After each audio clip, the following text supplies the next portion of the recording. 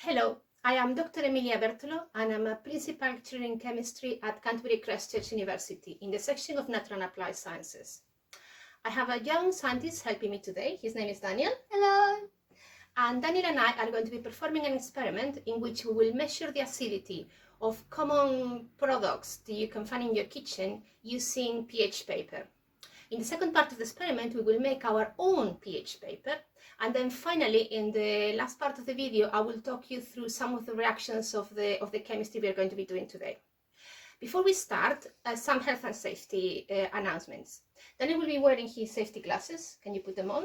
Thank you. And he's also wearing an apron to protect himself from spills. We're going to be using very small quantities of chemicals. And ideally, we will do this experiment in the kitchen, but our kitchen is not big enough. And finally, if you're a child, Daniel has a message for you. Always do this in the company of an adult.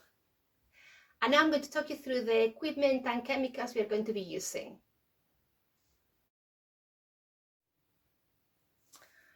In another video, Daniel and I tested the acidity of common products you can find in your kitchen by checking whether they reacted or not with bicarbonate of soda. A problem with that experiment is that you cannot quantify how acid a chemical is. So in this experiment, we're going to be using something called pH paper to quantify by giving a number to the acidity of the chemicals we're studying. This is pH paper, and you can buy it online. It's only a few pounds. Although we will show you in the next part of this video how you can make your own pH paper if you want to, by using just some kitchen towel and fruits and vegetables you can find in your kitchen. The paper is originally yellow, but it will change color in contact with an acid or a base, and it has a scale, as you can see. And in the last part of the video, I will explain what this scale means if you're interested. For the moment, it's enough to know that if the pH is 7, then the solution is neutral, for example, like pure water. If the pH is less than 7, then the substance is an acid. And if the pH is more than 7, then the substance is a base. We will be testing several substances. We've got Coca-Cola. We have some milk, we've got just water from the tap, we have a couple of vinegars, cider vinegar and malt vinegar, and finally we have a bit of laundry detergent that we have mixed with a tablespoon or 2 of tap water. We will be measuring the chemicals using these. They are called Pastel Pipettes. That's what you would use in the lab normally to perform the experiment. You probably don't have them in your house, so if you have a medicine dropper, for example, that would be useful.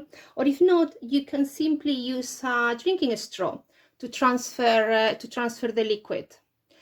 Just make sure that you clean it from one liquid to the next.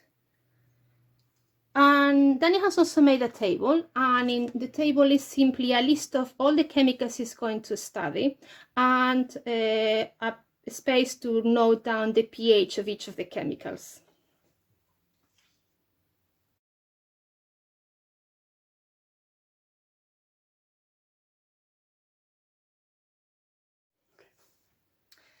Daniel, cut a small piece of pH paper and put it in front of each of the labels.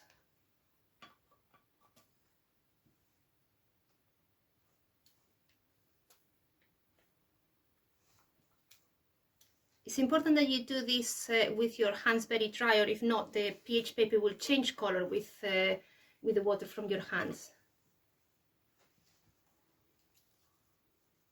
Very good.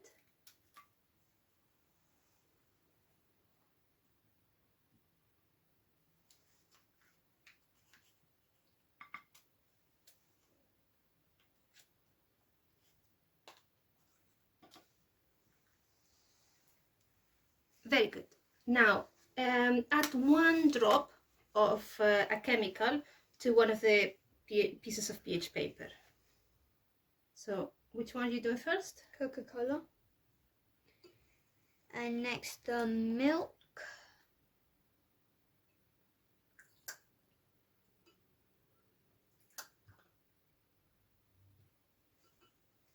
And now the water.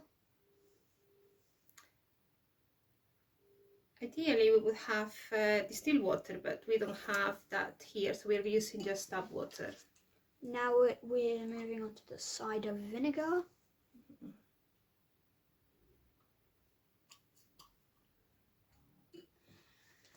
And now the malt vinegar.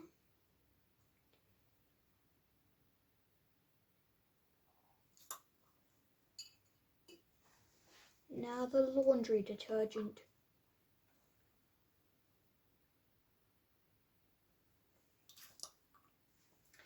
Very good. Now, if you put the pH scale next to each of them, you can tell me what pH you think they are. So, for example, for the Coca-Cola, what do you think? I'd say it's a 6. Mm. 5 or 6. You sure? It's slightly pinkish. Can you notice that it's slightly pinkish? Yeah, so maybe 3? Okay. Yes, around 3. Do you know why that is? No. No.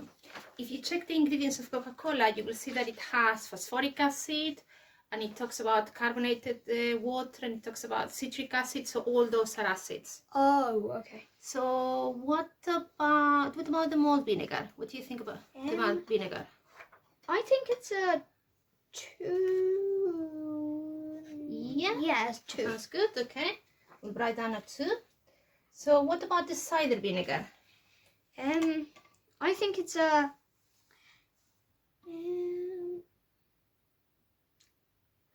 4. 4, okay. I would write maybe 3 or 4. 3 or 4. Okay, well, yeah, as you notice, if you have different vinegars at home, it's worth checking the pH of all of them, because they will have slightly different strengths. So which one are we missing now? Check the tap water. What do you think about the tap water? I think it's about 7 or 8. 7 or 8. Yes, Yes. 7 or 8.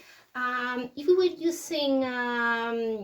using distilled water, pure water, the pH would be 7, because water is neutral. But because you're using water from the tap and it's slightly alkaline, so that's why we're getting a slightly darker color. So which one are we missing now? Oh, the milk. What about the milk? I think it's a 6. Yeah, somewhere between 6 Yeah, and 6 or 7. Yeah. Milk is slightly acidic because it contains something called lactic acid. So it's very mildly acidic. So which one are you missing? Oh, the laundry detergent. I think it's a 12. 12. So now, the smaller the number, the more acidic it is. Okay. So which one of all your Results? which one do you think is the most acidic? Which one has The the malt smallest vinegar. number? The malt vinegar is the more acidic, yes. And then the next one?